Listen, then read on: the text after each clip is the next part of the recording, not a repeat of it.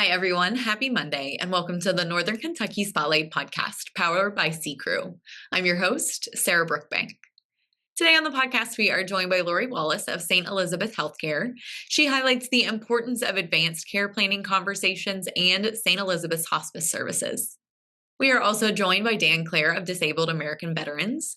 He talks about DAV services, the upcoming DAV 5K, and Patriot Boot Camp. Thank you to our podcast sponsors, C Crew, Google and Amazon advertising experts, and Schneller Knockelman. The 2025 appointed NKY Civic Leadership Academy is happening this week on Friday, October 17th at NKU. If you've been looking for a way to become more involved and to have a bigger impact on your community, the appointed initiative is for you. Hear from speakers including Kentucky Lieutenant Governor Jacqueline Coleman and Northern Kentucky Chamber President and CEO Brent Cooper. To register and learn more about this event, visit the Greater Cincinnati Foundation website at gcfdn.org. Now let's go meet our members of the week, hear from our sponsors, and I'll be back with this week's guests. Ranking on Google Search and Maps is easy to understand, but hard to do. It requires constant effort and attention, uploading new photos, responding to Google reviews, writing weekly posts, and checking suggested updates. Google listing optimization takes experience and time, and there are no shortcuts. C Crew gives your Google My Business account the steady, consistent attention it needs to be effective, optimizing, updating, and expanding critical content every single week. From local retail stores to large regional networks, C Crew generates content, establishes benchmarks, and creates dramatic, measurable increases in engagement. So what can C Crew do for your business? More calls, more clicks, more clients.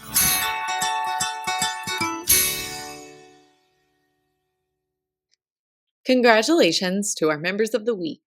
You can learn more about these businesses by following the Northern Kentucky Chamber on social media, where we highlight one of these businesses each day. Now, let's meet our members of the week. Michael Cason State Farm is an insurance and financial services office offering personalized auto, home, life, and business insurance coverage. Meals on Wheels' mission is to deliver essential services that promote seniors' independence so they may remain in the comfort of their own homes. Whether on stage, in the classroom, or in a gallery, the Carnegie inspires creativity for all. eGauge Human Resources and Safety Consulting with local representation is a firm with deep expertise in helping organizations align people, strategies, and business goals. Caring Excellence, founded in 2012 by licensed nurse Kayla Cook, is a family-owned home care agency rooted in compassion and integrity. Hi, everyone. Today on the podcast, I am joined by Laurie Wallace of St. Elizabeth Hospice. Laurie, welcome to the podcast. Thanks, Sarah. It's great to have you on. We're going to talk all things hospice, but jump right in. Tell us a little bit about what St. Elizabeth is doing in the hospice space. So St. Elizabeth, in the hospice space, St. Elizabeth Healthcare established our program in 1984. For over 40 years, St. Elizabeth Hospice has been in this community, serving our community at a time which is, can be very emotional, very crucial. Mm-hmm. Time in the both the patient and the family's life. We also have in 2016 we opened the region's only inpatient hospice unit, mm-hmm. And then several years later we opened the Mary and Jim Bunning Community Grief Center. Mm-hmm. And of course we've certainly grown from when we first started. We averaged about 50 patients. Where now we take care of over 1,600 patients and families annually. Oh, wow. Mm-hmm. Yeah. Yes, we're growing by leaps and bounds. We cover 7 counties in the Northern Kentucky area.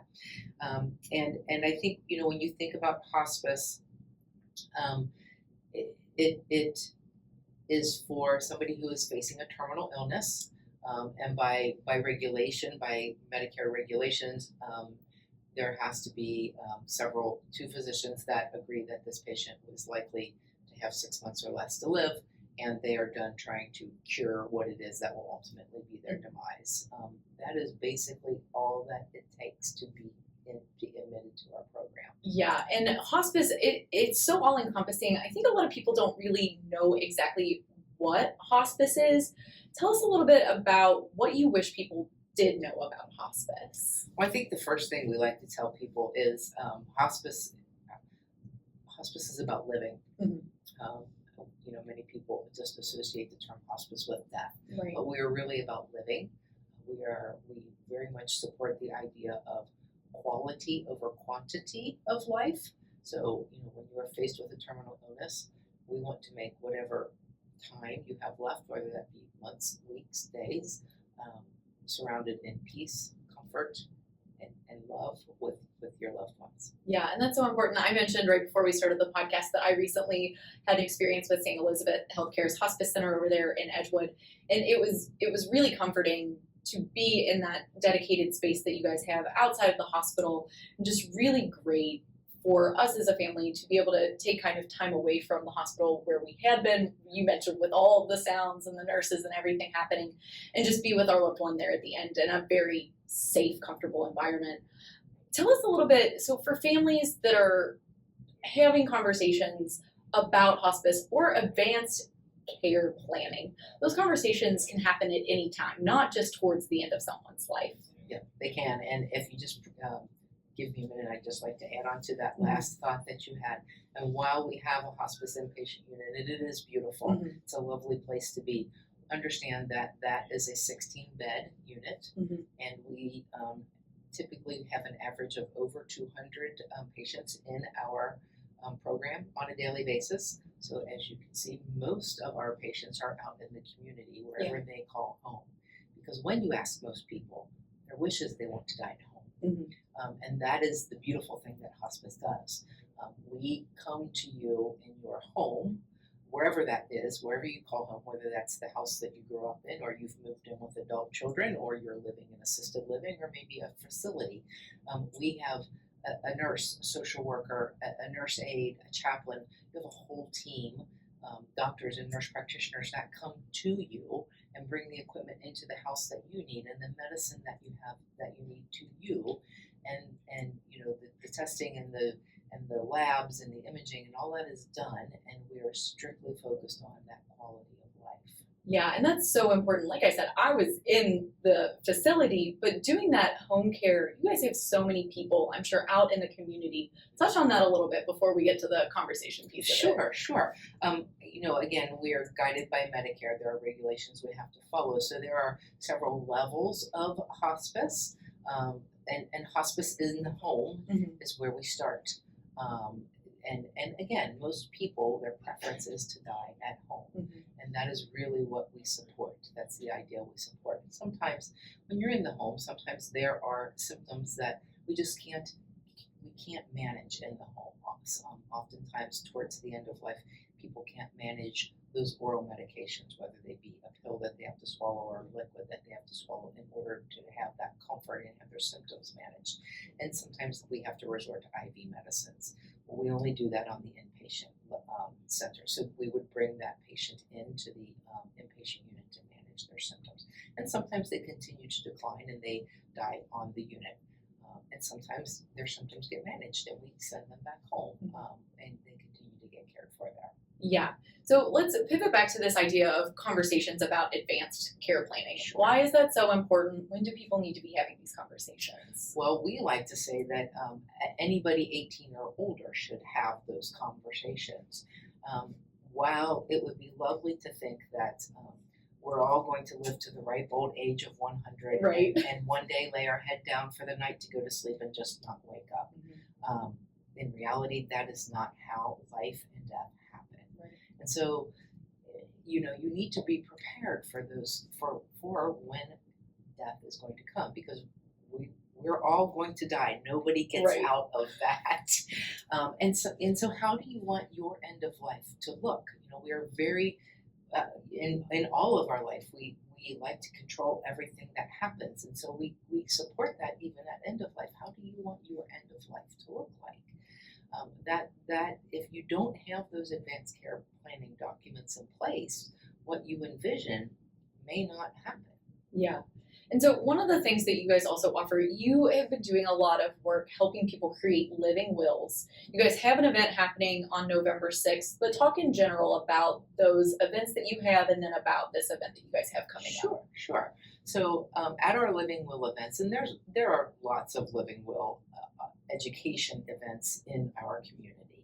What's unique about ours is not only do we have the living will event, so this year we had a series of workshops, and so we initially had something called Let's Have Dinner and Talk About Death. And it was really just a dinner, a very intimate setting, quiet. We had facilitators at each table, and we would talk about what do you want the last part of your life to look like. We would count down from, you have 6 months left to live, you have 3 months to live. We get down, you have an hour left to live. What do you want that to look like? What do you want your room to smell like, to sound like? Who do you want in that room? And it was a very impactful dinner. People would walk away going, oh, this is important. Yeah. And then the next month we would have a living will workshop. And at that workshop, we have a presenter talk about the actual living will document. We also have somebody there to talk about funerary planning, and we also have somebody there to talk about elder care law, estate planning. Right. So if you were someone to go to all of that, you would really be nicely set up for what does end of life look like, and what does it look like after life. But what's unique about our event is that we bring social workers who are also notaries to that event. So you sit there, if you're ready, can sit there that day and fill out your living will document, have it notarized. And if you are a St. Elizabeth patient, we upload that into your chart. So it's all done. Oh, wow. All that day. I know a lot of our listeners and viewers are probably St. patients. I am myself. So it's a really essential benefit for people who are trying to have these conversations, maybe don't want to have these conversations, but realize that they need to have them. We've completed over 200 this year. Oh, wow. Which sounds, when you think about the size of our community, it sounds insignificant, but when you look at the completion of living wills, in our system we have less than 24% of living will documents completed and uploaded into patient charts. Nationally, it's not much better. It's about 32%. Getting 200 of them completed that's a big win for us. Yeah, and that definitely helps. Like you said, at the end of someone's life, it's difficult most of the time. No one wants to have those conversations. So taking that one step, I'm sure, is very helpful when it comes to the gamut of different things that people have to go through at that time. Yeah, and if you think about it, again, I think everybody at some point in their life thinks about what do I want end of life to look like, and without those documents in place, you are shifting that burden of making those decisions of what do I want it to look like. You're shifting that burden onto somebody else, whether that be, your spouse, a parent, an adult child, a grandchild, a close friend. You've shifted that burden onto them, and they likely did not have the opportunity to have the conversation with you of, well, what do you want it to look like? Or they don't have that document in place to follow to help them make that decision. And what we find in hospice is when they're not completed, that person, that decision maker, the burden that they carry, the guilt, the anxiety. Often there's discord in the family because they don't all agree. It really, really can cause some real anger, grief, and anxiety within the family. Yeah. So we encourage everyone living will. Absolutely have that conversation. And one of the other things before you go, I wanted to talk about St. Elizabeth also offers bereavement services to the community. Talk about that a little bit, because I think it's a really interesting thing that you guys do. Sure. So as I said, in 2020, it might have been 2017. Sorry, I might have my year wrong. We opened the Mary and Jim Bunning Community Grief Center. So part of hospice is we offer bereavement services. And we offer those services for 13 months after the patient has died. We offer that to any family, any loved one, anybody who was who was attached to that patient has access to those services. The beautiful thing is we also offer that to anybody in the Northern Kentucky community. You don't have to be associated with somebody that died in hospice to have access to our services. And we have individual counseling, we have group counseling, we have some specialized child counselors on staff. We do a lot of education and school-based events for children as young as 4 years old. Wow, yeah, so really essential services for the community at large. And Laurie, for people who want to learn more information, get the scoop, where can people go to find more information about the hospice services? Sure. So you can always look on the St. Elizabeth website, which is stelizabeth.com/hospice. We have some wonderful videos of, we have a camp annually. It's called the STARS Equine Grief Camp, and that's specifically targeted for children. And we help them build healthy coping skills when they've lost someone, and they do that through equine therapy out on a New Day Ranch out in Walton. They work with horses, they do fishing, archery. There's a lot of farm animals out there. Yeah, sign me up for a grief camp, honestly. And again, it's free. We served over 58 children this year. Yeah, through that camp. Well, that is incredible. So there's some really, really great videos out there on the camp, along with the other services that we offer. Okay, well, great. Well, Laurie, anything else that our viewers and listeners need to know before I let you go today? Other than the Living Will event that we have on November 6th, that information is also on our website, and we will continue to do them into 2026. Okay, great. Well, Laurie, thank you so much for your time today. It was great to have you on. Great. Thanks for having me here. Hi, everyone. Today on the podcast, I am joined by Dan Clare, who is with Disabled American Veterans, correct? I'm saying that correct? That's right, DAV. DAV. I usually know it as DAV. You guys are just down the street, your national headquarters. Tell us a little bit about DAV, your mission, what you guys are doing. Sure. I mean, DAV is a tri-state tradition. DAV was founded in Cincinnati in 1920, so we've been around for a good long while. We were in Cold Spring for many years. A few years ago, coming out of COVID, we moved in Erlanger, which is probably why a lot of listeners are seeing that new building and saying, what is that massive flag all about? Why are there all those vehicles parked out front? But yeah, we've been in the tri-state for a long time. We moved, founded in 1920, had a headquarters in Cincinnati, moved to Cold Spring in 1966. So we've been around for a good while, helping veterans.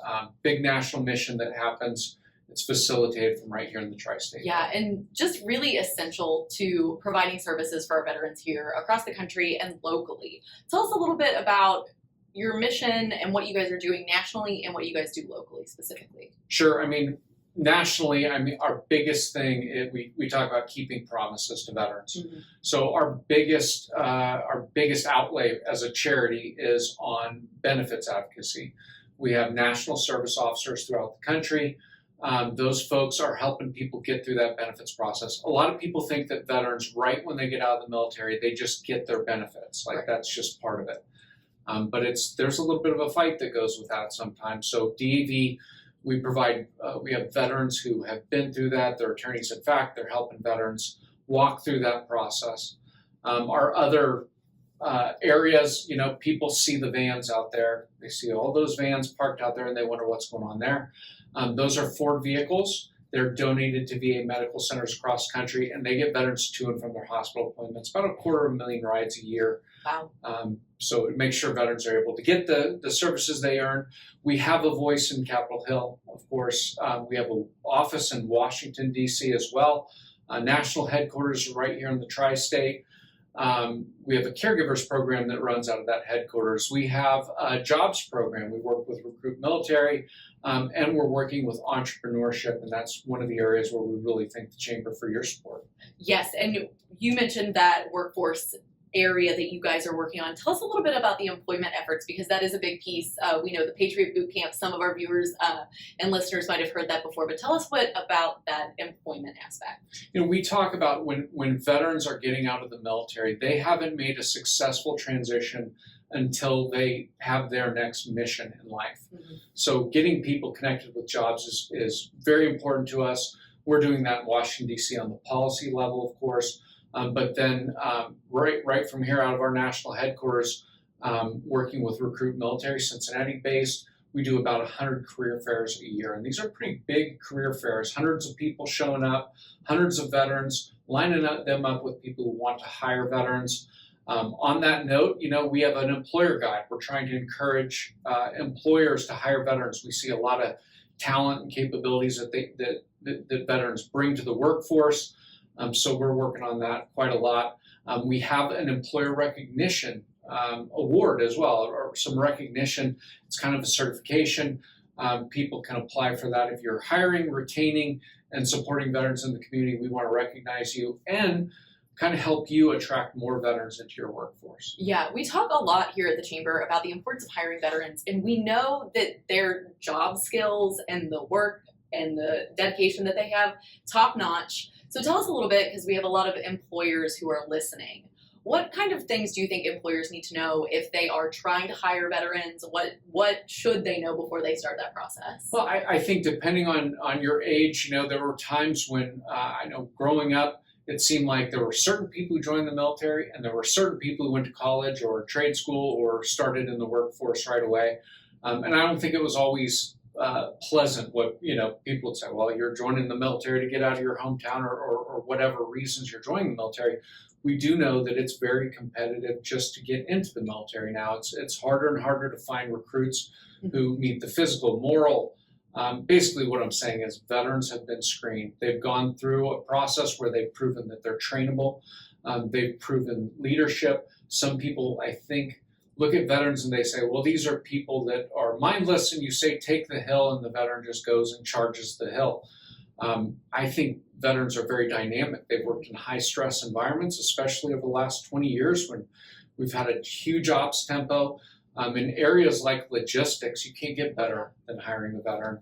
In a lot of other areas, even if it doesn't seem necessarily like their military occupation translates, there's leadership, there's management, there's working with budgets, there's just a lot of great skills and talents that they bring.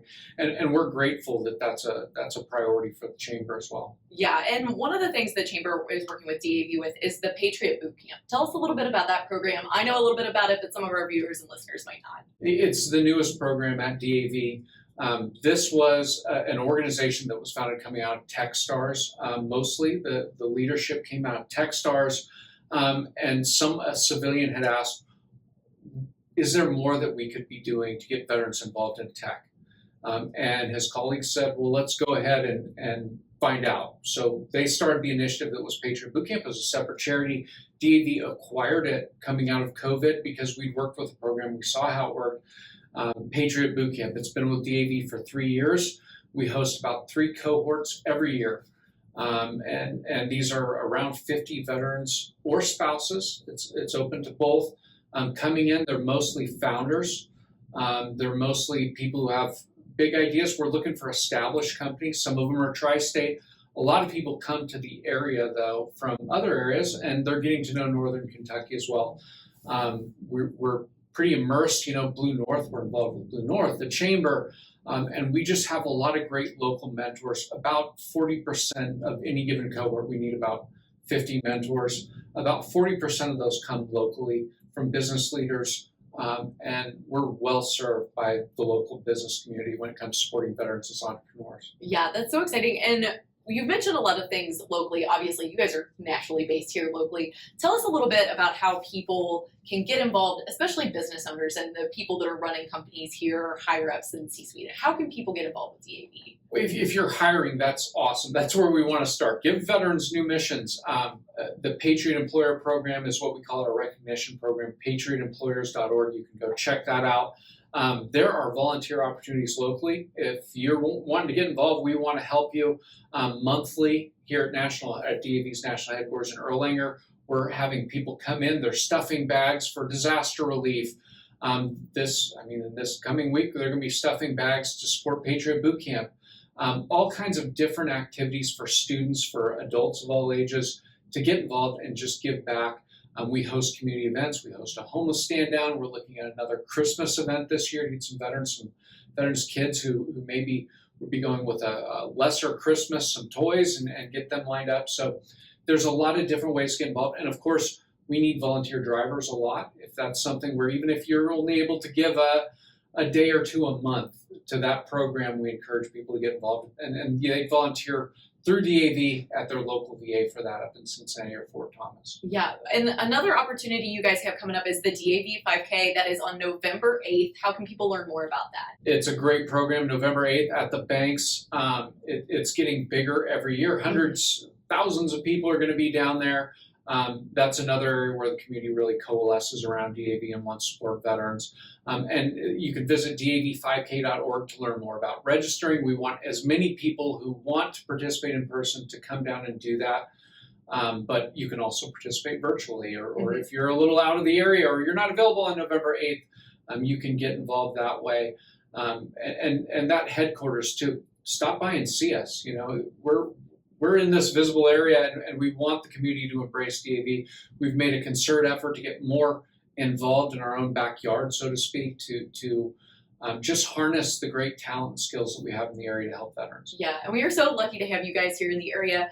Dan, before I let you go, how can people learn more? How can people get in touch with you if they want to get more involved with DAV? Well, we want mentors for Patriot Boot Camp. We want to keep that Rolodex of great local people, so you can visit patriotbootcamp.org and sign up for more information, and we'll send you updates when there's mentorship opportunities, speaker opportunities. We host virtual events. You can get involved that way.